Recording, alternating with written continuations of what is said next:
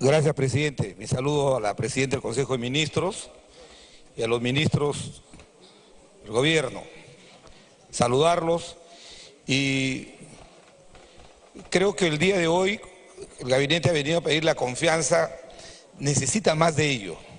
Y me parece muy bien que la presidenta del Consejo de Ministros, en su experiencia que tiene gubernamental y en el Congreso, ella haya hablado de convivencia política, de un respeto recíproco. Hay que recuperar el año perdido. El año que se va de este gobierno es como si fuera el 6º año del gobierno del señor Humala. Entonces, lo que necesita el gabinete, la presidenta del Consejo de Ministros y su equipo, necesitan recuperar el tiempo perdido. No solamente la confianza formal que vamos a dar el día de hoy, tenemos que hacer un acto de fe para poder recuperar todo el tiempo que se ha perdido en una confrontación innecesaria, en una confusión por no ordenar los objetivos del gobierno. Solamente daré 4 cifras para mostrar la situación en la que estamos. Y no quiero echarle la culpa a nadie. Muchos dirán serán los factores externos, el fenómeno del Niño, Lavallato. Pero lo que sí es claro es que en los últimos 5 años la anemia ha recrudecido en 2 puntos. Lo que sí es claro es que el gabinete Zavala se comprometió a llevar la pobreza monetaria del 22% al 15% del 2021. Y las cifras nos dicen ahora que por primera vez en 16 años, este año, la pobreza no cederá 1 milímetro. A la presidenta del Consejo de Ministros le digo que el 2010, cuando ella era ministra de Economía, el precio del barril del petróleo, presidente, costaba $74 el precio del barril de petróleo. Y el petróleo del Perú costaba 11 soles el galón de 90 octanos. Hoy día, que el promedio del precio del petróleo es $50, la gasolina de 90 octanos cuesta 11 soles.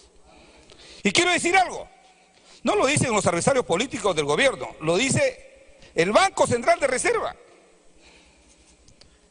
En las circunstancias actuales, dice el Banco Central de Reserva, que más le resulta al país importar gasolina que producirla, que refinar. Eso le ahorraría al país el 21% del costo del producto. Entonces, la Constitución le otorga a la presidenta del Consejo de Ministros la dirección y coordinación de los servicios públicos. Y yo creo que la gestión de la primera ministra no debe ser inercial. Por eso me parece muy bien que el discurso inicial haya sido comprometido con diálogo.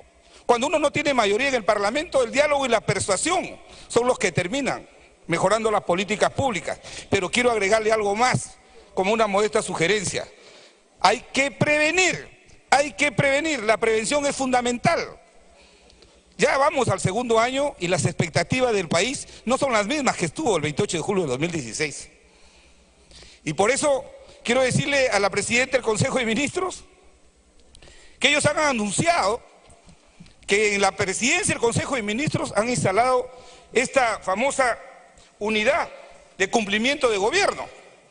O sea que a partir de enero de este año que se ha puesto en marcha esta unidad de cumplimiento de la planificación y las metas del gobierno, el próximo año el gabinete tiene que venir a rendir cuentas de qué metas se han logrado y ojalá que este panorama adverso sea revertido por una acción del gobierno. Ojalá que esa declaración de decir que la gestión no se hace desde los escritorios, sino en la cancha y en la calle, me parece muy bien.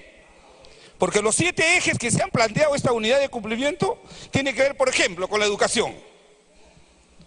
Muy bien que el ministro Autual haya inaugurado su gestión poniendo orden en su sector. ¿Cómo puede ser posible que la Superintendencia Nacional de Educación, la SUNEDU, que es un organismo creado por ley, cuya jefa es designada a dedo, pretenda violentar la propia ley universitaria y la autonomía universitaria? Y saludo que el ministro haya puesto orden cuando la SUNEDU, excediéndose en sus atribuciones, ha querido fijar el límite de edad de los profesores universitarios en 70 años. Hay que volver, señor ministro de Educación, usted que es un educador reconocido, hay que volver a lo que establece la Constitución, darle autonomía de gobierno a las universidades, que cada universidad en su estatuto establezca cuál es el límite de edad de sus docentes universitarios. Hay gente que tiene 70, 75 años y es muy lúcida, como hay gente que de repente no. Pero que venga un grupo de burócratas que no tienen experiencia en la docencia y en la gestión universitaria a poner este tipo de obstáculos en el desarrollo de la reforma en la universidad.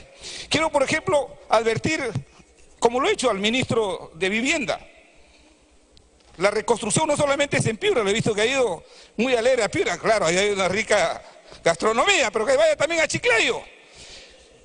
Le he tenido que advertir, fíjese, que en pleno desastre que han mostrado los colegas de Piura, igual está Chiclayo, parece que hubiera sido una ciudad bombardeada.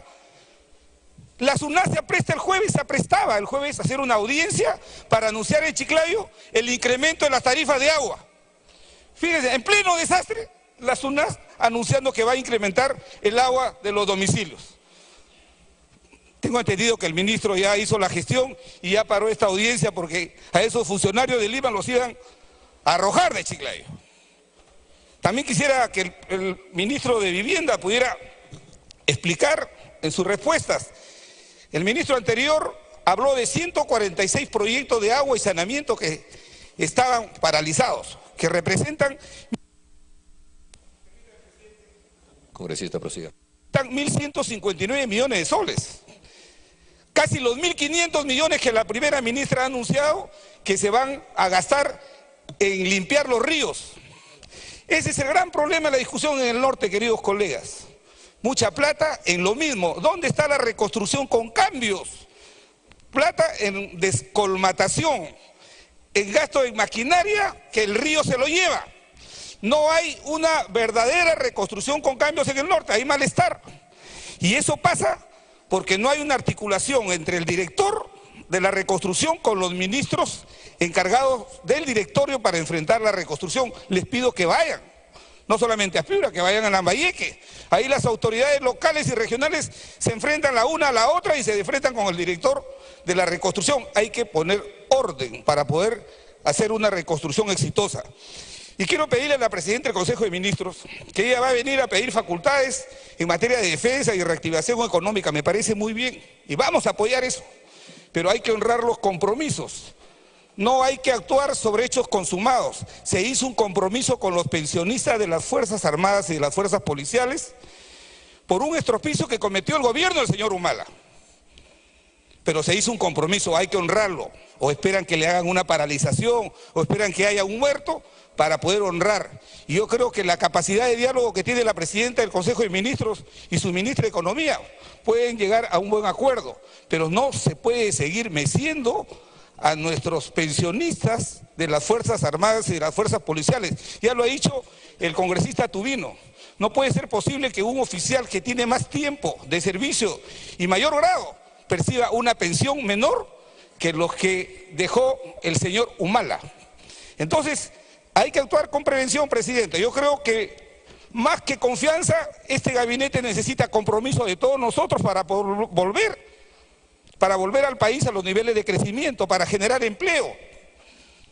El presidente del Consejo de Ministros anterior, el presidente Zavala, anunció que en los 5 años iban a incorporar de la población económicamente activa, de la informalidad, iban a sacar el 60%. Y las tristes cifras que hemos visto es que cada año se están perdiendo 160.000 puestos de trabajo. De tal manera que esta no es una tarea solo del Poder Ejecutivo, es un compromiso también de nosotros. Por eso me parece muy bien que nuestra bancada haya tomado la decisión de darle la confianza a este gabinete. No solamente se la expresamos formalmente, sino con el compromiso de que sin abdicar a la función de control y fiscalización y de rendición de cuentas, que es natural y que es democrático, ojalá que en los próximos meses, cuando vengan al Congreso, ya puedan mostrar indicadores favorables. Nosotros hacemos un acto de fe, vamos a votar con convicción por la confianza. Ojalá que se pueda recuperar el tiempo perdido. Gracias, presidente.